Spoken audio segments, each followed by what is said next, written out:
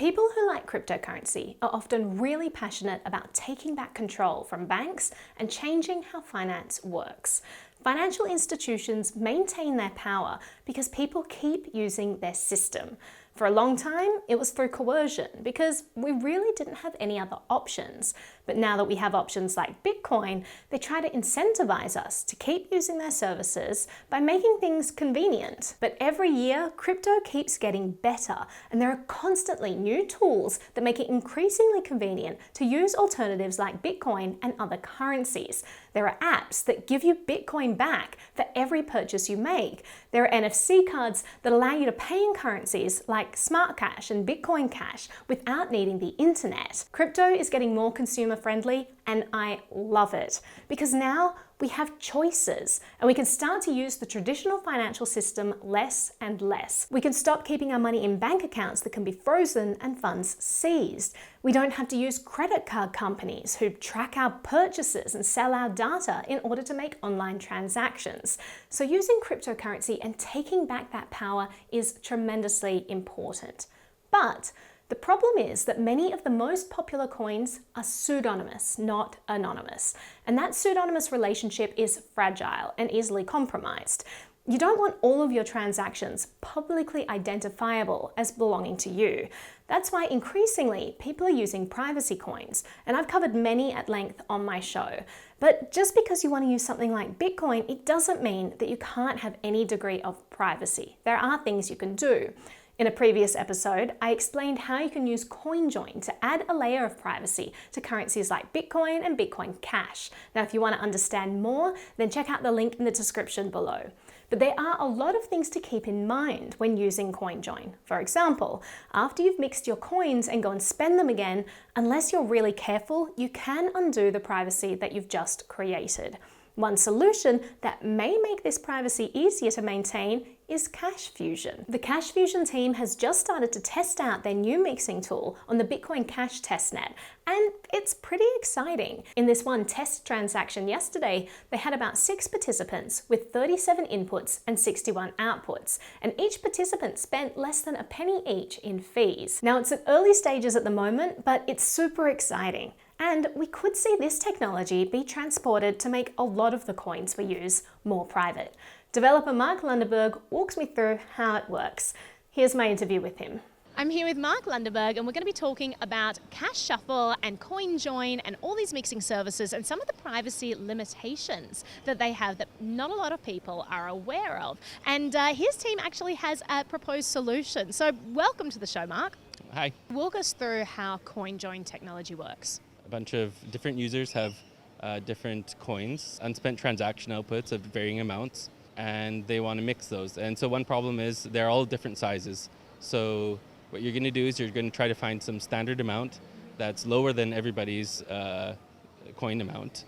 And then everybody is going to split their coin apart into a standard sized output. One person has 1 Bitcoin, one person has 1.1 Bitcoin, 1.2 Bitcoin. Everyone's going to put out a 1 Bitcoin output.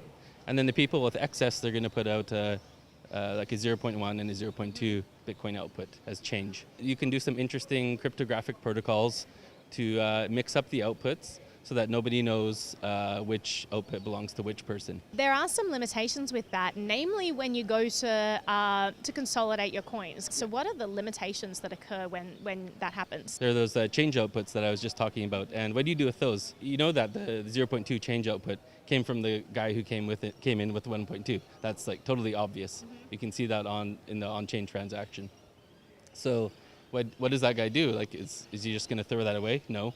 He's going to put that into another shuffled transaction.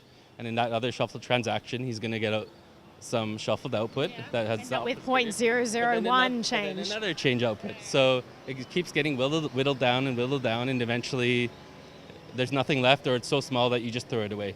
You know, a few Satoshis. So then, as a result of this, you probably have a bunch of shuffled outputs, right? And you might think, okay, great, like we're done. We have a bunch of shuffled outputs.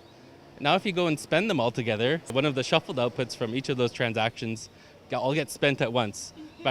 obviously by the same person. You just undid all the privacy benefit that you just got. And you also actually screw over the other people because You make you it reduce their easier. privacy, yeah. Right. You reduce the privacy pool, and so it's easier to deduce which ones are the other transactions. So what solutions has your team been working on to help with this consolidation of the coins? Yeah. What we want to do is we want to have a scheme where people can put in multiple inputs and get out multiple outputs, and they don't have to be standard amounts. That might sound too good to be true because let's say you have 5 inputs and 5 outputs, and they all have these very particular amounts, with 8 decimal places.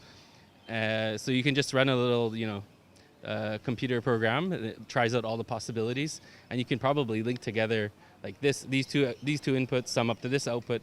So obviously these 2 inputs came from the same person, and they go to that output, and then you've just undone the sort of the combined transaction that just happened.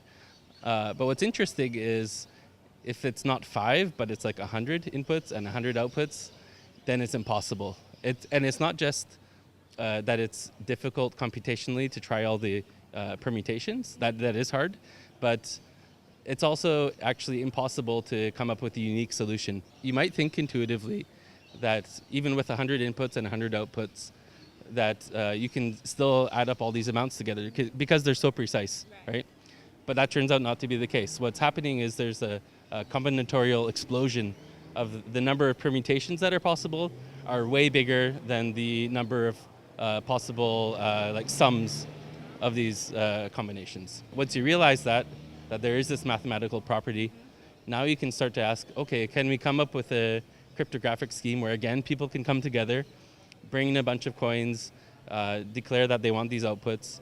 Can they do that without telling each other exactly these are my inputs and these are my outputs? And so that's what you're working on at the moment, and you're working on something called CashFusion, which brings all these together and fuses them essentially. Yeah, so CashFusion it's based on this idea to try to make these giant transactions where it's impossible to just look at the transaction and de-anonymize the inputs and outputs. But what we think we've come up with is the cryptographic scheme for people to submit their inputs and their outputs and not have to reveal anything. And yet at the same time, the tricky part is if you do have this anonymous mechanism, what happens if somebody's malicious? If somebody tries to disrupt it, can you find out who that was without everyone having to tell each other what they just submitted, right? And we think we came up with a way to do that using some like Peterson commitments, some little bit fancy cryptography, and we're working on implementing that now. Yeah. It's pretty exciting. So this isn't released yet. This is coming in the near future, but it's just a taste of some of the awesome tech that's out there that is helping protect people's privacy. I think that we scream a lot about the tech companies that are taking our privacy. We scream a lot about the government surveying us, and yet there are all of these choices and options for people out there. And I really just want to start encouraging consumers to make more conscious choices about the things that they're using and try to protect their privacy more and more, because at the end of the day, that's an individual responsibility. So thank you so much for chatting with me, and best of luck with this. I look forward to seeing it get released. Yeah, thanks, Naomi.